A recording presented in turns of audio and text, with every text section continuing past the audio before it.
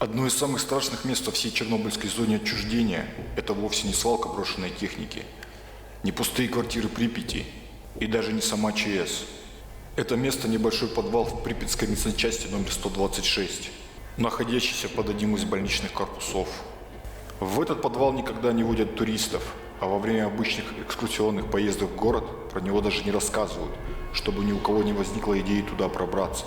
Сам подвал представляет собой узкий коридор длиной около 60-70 метров, вдоль стен которого проходят трубы отопления и водопровода. А также есть несколько боковых комнат, все они площадью не более 10-15 квадратных метров.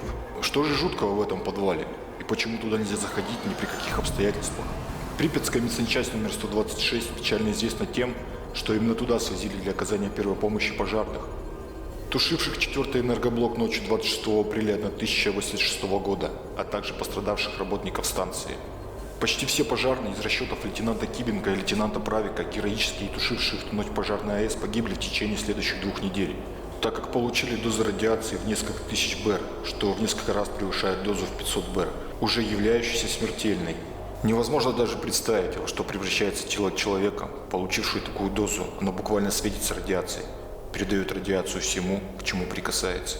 Той ночью при поступлении в больницу пожарных прежде всего раздели, так как их одежда по сути представляла собой уже не ткань, а твердые радиоактивные отходы.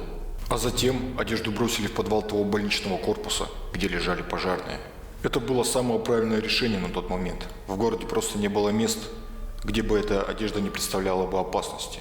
Переодевать пожарных должны были на сам пропускники АЭС, но в ту ночь он оказался закрытым, и все пришлось делать прямо в больнице. Вещи пожарных так до сих пор лежат в больничном подвале. Вход в подвал достаточно прозаическая бетонная лесенка со сварными металлическими перилами в стиле 70-х годов, на площадке которой валяются какие-то железные и пустые ящики. Сам подвал достаточно небольшой, это длинный коридор, под потолком которого проходят трубы теплотрассы, обернутые теплоизоляцией. На полу валяются металлические баллоны, а слева виден вход в одну из боковых комнат. Внутри комнаты валяются металлические больничные шкафы, стеллажи и прочее оборудование. Внутри других комнат свалена та самая одежда пожарных и персонала станции. Уже на входе в комнату дозимер показывает фоном в несколько десятков тысяч микрорентген в час. Где-то на верхних этажах больницы валяется подшлемник одного из пожарных, светящий фоном в 80 миллирентген в час. А вот на фото сапог одного из героев пожарных. Как видим, фон серьезный, даже через столько лет после аварии. В некоторых местах подвал светит до 1-2 рентгенов в час. Это примерно в 100-200 тысяч раз выше нормы. И эти уровни являются реально опасными для здоровья человека. Помимо высоких уровней, сам источник радиационного заражения очень нехороший. Это мелкодисперсная и крайне радиоактивная пыль и частички топлива из 4-го реактора. В этом подвале ей все буквально пропитано. Пыль и частички летают в воздухе, от нее не защитит ни противогаз, ни тем более респиратор лепесток. В этот подвал спускаются искатели приключений в бумажных лепестках на носу и полиэтиленовых бахилах на ногах.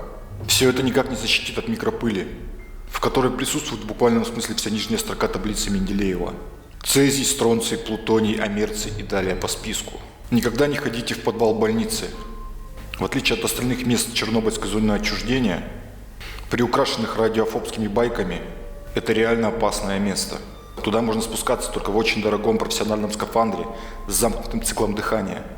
Но лучше совсем не нужно.